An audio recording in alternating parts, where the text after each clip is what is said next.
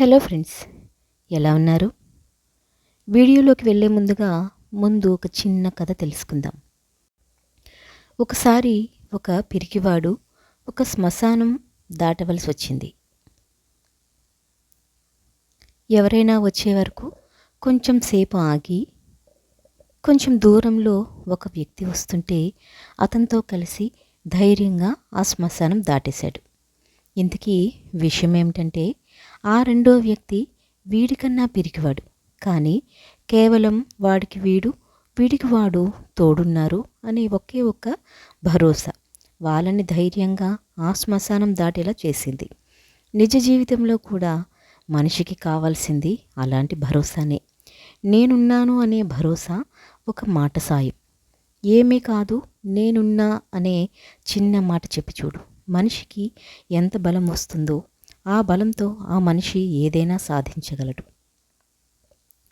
ఏ పని చేయకుండా మంచి రోజులు ఊరికే రావు. నీ జీవితాన్ని అదృష్టానికి పణంగా పెట్టుకు. ఎదురు చూస్తూ కూర్చుంటే విజయం వరించదు. జీవితంలో ఏదైనా సాధించాలని అంటే ఇబ్బందులు ఎదుర్కొని ముందుకు వెళ్ళాలి. భయపడి ఉన్న చోటే ఉండిపోతే గమ్యం లేని గాలిపటంలా ఏ కొమ్మకు ఇరుక్కొని చిరిగిపోతావు. అదేంటో, చెప్పిన మాటలు వినరు, కానీ చెప్పుడు మాటలంటే చెవులు కోసుకుంటారు చాలామంది. అందుకేనేమో ఈ లోకంలో తప్పుడు పనులు చేసి పాడైపోయిన వాళ్ళే ఎక్కువ, చెప్పుడు మాటలు వింటూ చెడిపోయిన వాళ్ళే ఎక్కువ. మావాడు, మన ఊరివాడు, మన కులం వాడు అని చెప్పిన ప్రతి మాట వింటూ ఉంటే నువ్వు మోసపోక తప్పదు. నమ్మకాలను సొమ్ము చేసుకుంటున్న మనుషుల మధ్య బ్రతుకుతున్నాం. కాస్త స్వార్థంగా ఉండటం అలవాటు చేసుకో. ఎందుకంటే స్వార్థం లేకపోతే నీ ఒంటి మీద బట్టలు కూడా మిగలకుండా చేస్తారు, గుర్తుపెట్టుకో. ఎవరి జీవితంలో వాళ్ళు స్వార్థంగా బ్రతకడమే అసలైన జీవిత పరమార్థం. ఎవరో వస్తారు, మనకేదో చేస్తారని ఎదురు చూడటం కంటే పెద్ద పొరపాటు మరొకటి ఉండదు. నీ స్నేహితులు, నీ కుటుంబం, వీళ్ళందరూ కేవలం నీకు సలహాలు లేదా సూచనలు మాత్రమే ఇవ్వగలరు. కానీ సమస్యలకు భయపడి పారిపోకుండా ఎదిరించి నిలబడాల్సింది నువ్వే. జీవితంలో అనుకున్నది సాధించే వరకు పోరాడు. నీ పోరాటానికి ఇదే ఆఖరి అవకాశం అనుకో. ఏదైనా కష్టం వస్తే నాకే ఎందుకు ఇలా జరుగుతుంది అని కాకుండా, చేదు అనుభవాలతో ఈ జీవితం నాకు ఏదో నేర్పించాలని చూస్తోంది అని ఆలోచించు.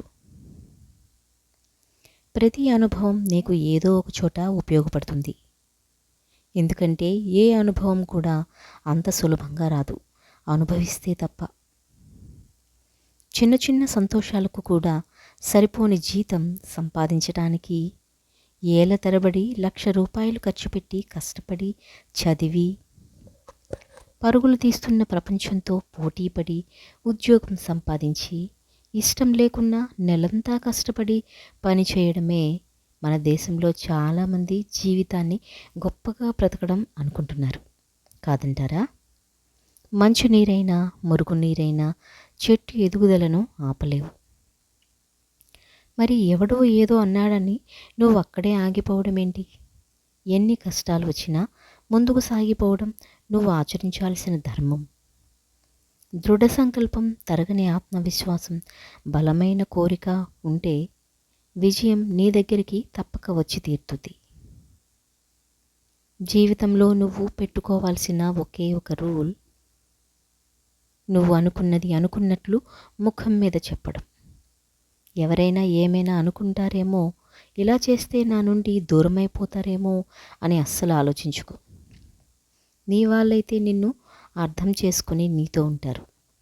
నిన్ను ముంచే వాళ్ళైతే నీ నుండి దూరంగా వెళ్ళిపోతారు.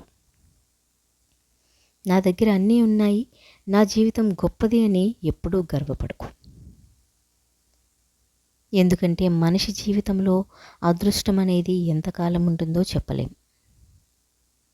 జనం దృష్టిలో గొప్పగా ఉన్నా లేకున్నా పర్వాలేదు, కానీ బతికినంతకాలం ఎవ్వరికీ తల వంచకుండా గర్వంగా తల ఎత్తుకుని బ్రతకగలిగితే అంతకంటే గొప్ప జీవితం ఏదీ ఉండదు. నీ జీవితం ప్రతి క్షణం నువ్వు తీసుకునే నిర్ణయాలపైనే ఆధారపడి ఉంటుంది. నువ్వు ఇవాళ తీసుకున్న నిర్ణయాలే రేపటి నీ సుఖ దుఃఖాలను నిర్ణయిస్తాయి. అందుకే నువ్వు తీసుకునే ప్రతి ఒక్క నిర్ణయం ఒక యుద్ధం లాంటిది. అందులో మనసు యుద్ధ భూమి లాంటిది. నువ్వు చేసే యుద్ధాలు నీ మనసులో శాంతి నెలకొల్పాలి తప్ప నీ జీవితాన్ని అతలాకుతలం చేయకూడదు. కామ కోరికలు కలవాడికి రూపవతి అయిన భార్య దొరికినా పక్కచూపులు చూస్తాడు. కామంతో కళ్ళు మూసుకొని పోయిన మగవాడికి తన భార్య ఎంత అంతగతి అయినా వేప చెట్టులా చేదుగా అనిపిస్తుంది. పక్కింటివాడి భార్య ఎంత అహంకారి అయినా రంభలాగా కనిపిస్తుంది. చాలామంది ఆడవాళ్ళతో గడిపిన వాడికి ఆడది ఎలా ఉండాలో ఎలా ఉంటుందో తెలుసుకుంటాడు. కానీ తన భార్యనే సర్వస్వం అనుకున్న వాడికి ఆడదానిలో ఉన్న ప్రేమను తెలుసుకుంటాడు. అందరూ నా వాళ్ళే అని మురిసిపోకు. నటనతో కూడిన మనిషి ప్రేమ విషం కంటే ప్రమాదం. గుర్తుపెట్టుకో. ఎవరి అవసరాలు స్వార్థాలు వారివి. అవి తీర్చుకోవడానికే నీతో ఉంటారు తప్ప నీకంటూ విలువ ఇవ్వరు. నీ నిజాయితీతో పునాదులు వేసుకుని ఎదగాలనుకుంటున్న కల్తీ స్వభావం ఉన్న మనుషుల మధ్య బ్రతుకుతున్నావు. జాగ్రత్త. జీవితం అనేది గమ్యం కాదు, గమనం మాత్రమే. ఎన్నిసార్లు ఓడినా ప్రయత్నిస్తూనే ఉండు. గెలవడానికి ఒక అవకాశం ఖచ్చితంగా లభిస్తుంది. మరి ప్రయత్నిస్తూ విజయానికి దగ్గరవుతావో, ప్రయత్నం విరమించి జీవోత్సవంలా బ్రతుకుతావో తుది నిర్ణయం నీదే. ఎందుకంటే గెలుపుతో ఉన్నత శిఖరాలను అధిరోహించేది, ఓటమితో అధఃపాతాళానికి పడిపోయేది నువ్వే కాబట్టి. నువ్వు మంచివాడివే, ఇతరులను ఇబ్బంది పెట్టడం నీకు ఇష్టం ఉండదు. ఇతరుల వల్ల నీకు ఇబ్బంది కలుగుతుందని చెప్పడం కూడా చేతకాని అసమర్థుడివి నువ్వు. కానీ ఒకటి గుర్తుపెట్టుకో, మంచివాడికి మొహమాటం అనే రోగం ఉంటే అడవిని కాల్చే నిప్పుకు గాలి తోడైనట్టు నీ జీవితం కూడా కాలి బూడిదవ్వడానికి ఎక్కువ సమయం పట్టకపోవచ్చు. గుర్తుపెట్టుకో. నీ గెలుపును తాను కూడా పంచుకోవటానికి మీ నాన్న ఎంతో ఆతృతగా ఎదురు చూస్తున్నాడు. నీ విజయం కోసం మీ అమ్మ కోటి కన్నులతో ఎదురు చూస్తుంది. నువ్వు గెలిచాక మీ నాన్న ముఖంలో కనిపించే ఆ గర్వం ఎలా ఉంటుందో ఒక్కసారి ఊహించుకో. నీ విజయం కోసం ఎదురు చూసే మీ అమ్మ కళ్ళు చెమ్మగిలడం ఒక్కసారి ఊహించుకో. నీ ప్రతి విజయం వారి ప్రేమ త్యాగాలకు ప్రతీక. వాళ్ళను తల ఎత్తుకునేలా చేయటమే నీ ఆశయంగా మలుచుకో. నీ ఆశయాలను సాకారం చేసుకునే శక్తి నీకు ఉందని నువ్వు ఎప్పటికీ మర్చిపోకు. గెలవడానికి కావలసింది తెలివితేటలు మాత్రమే కాదు, పట్టుదల, నిరంతర సాధన కూడా అవసరం. ఆత్మవిశ్వాసాన్ని నీ ఆయుధంగా మార్చుకో. విజయం నీ బానిస అవుతుంది. చివరగా ఒక్క మాట, జింకకు గడ్డి దొరికినంత సులువుగా సింహానికి వేట దొరకదు. గుర్తుపెట్టుకో. ఏది కావాలో మాత్రమే కాదు, ఏది వదులుకోవాలో కూడా తెలుసుకోగలగాలి. ఎన్నో రకాలుగా ఆలోచించి ఒక మంచి నిర్ణయం తీసుకోవడం నేర్చుకో. లేదంటే నువ్వు తీసుకున్న ఒక తప్పుడు నిర్ణయం నీ ఎదుగుదలను ఆపేస్తుంది. ఇవాళ తెగించి రేపు ముగించి నిర్ణయాలు తీసుకోవడం ఇప్పటికైనా మానుకో. దేనికి భయం? ఓడిపోతున్నావనా? నువ్వు ఎదిగే కొద్దీ నిన్ను కిందకి లాగేస్తున్నారనా? లేక నువ్వు దేనికి పనికిరావని నిన్ను ఈ సమాజం వెలివేస్తుందనా? దేనికి భయం? ఎన్ని ఎదురు దెబ్బలు తగిలినా నువ్వు ఇంకా నిలబడ్డావంటే నీ గుండె లోతుల్లో ధైర్యం ఇంకా చావలేదు అని అర్థం. ఆ ధైర్యాన్ని భయంతో సమాధి చేయకు. బలమైన ఆత్మసంకల్పంతో అలుపెరగని పోరాటం చేస్తేనే నువ్వు అనుకున్నది సాధిస్తావు. ఈ ప్రపంచంలో డబ్బు ఇచ్చే ధైర్యం బహుశా ఇంకేది ఇవ్వలేదేమో. ఈ ప్రపంచంలో డబ్బులో ఏముంది అని చెప్పడానికి బాగుంటుంది, కానీ మనం ఎదురుపడితే ఎవరైనా ముందుగా చూసేది మనం వాడే వస్తువులని. అలంకరించకపోతే దేవుడిని కూడా రాయిలా చూసే ఈ జనానికి పైకి కనిపించే అలంకారమే ముఖ్యం. నువ్వు వెళ్ళే దారిలో ముళ్ళుండొచ్చు. అడుగులు ముందుకు వేసే కొద్దీ నీ లక్ష్యం కష్టంగా అనిపించవచ్చు. కానీ సాధించాలనే సంకల్పం బలంగా ఉంటే ఈ విశ్వం మొత్తం నీకు అనుకూలంగా మారి సహకరిస్తుంది. చివరిగా ఒక మాట, కొడితే బద్దలయ్యేంత బలంగా కొట్టు, లేకపోతే అటువైపు కన్నెత్తి కూడా చూడకు. జీవితంలో ఎప్పుడూ కక్కుర్తి పడకు, కాస్త టైం తీసుకో. నీకు కావాల్సింది దొరికితే సంతోషపడు, లేదంటే ఉన్నదాంతో సంతృప్తి చెందడం నేర్చుకో. ఎందుకంటే కత్తులతో చేసే యుద్ధం కంటే కాలంతో చేసే యుద్ధానికి శక్తి ఎక్కువ.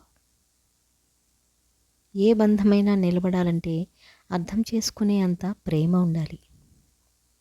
నీతో ఉన్న వాటి విలువ అవి నీ దగ్గర ఉన్నంత వరకు నీకు అర్థం కాదు. నీ చేయి జారిన తర్వాత అర్థమైనా ఏమీ చేయలేం.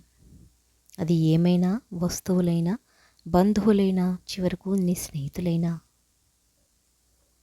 మనం ఉండే ఈ సమాజంలో ఎలాంటి మూర్ఖులు ఉన్నారంటే, నడిచేవారిని పరిగెత్తు అంటారు, పరిగెత్తిన వారిని జరిగిన వాటిని ఎగరమంటారు. మర్చిపోవాలి, జరుగుతున్న వాటిని గమనించాలి, అధిగమించి జరగబోయే వాటికి సిద్ధంగా ఉండాలి. రాళ్లతో కొట్టి మరీ రోడ్డు మీదకి లాగేస్తారు. బహుశా అందుకేనేమో ఓటమి నుంచి పొందిన నిరుత్సాహం కంటే గెలుపు నుంచి వచ్చిన అవమానాలే గుండెని ఎక్కువగా గాయపరుస్తాయి.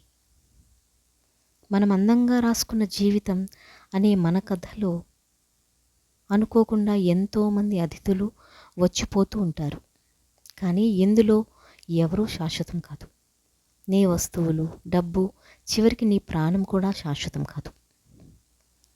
తల్లి గర్భం నుంచి ఒంటరిగా వచ్చావు, ఒంటరిగానే భూగర్భంలోకి వెళ్ళిపోతావు. అది మాత్రమే శాశ్వతం.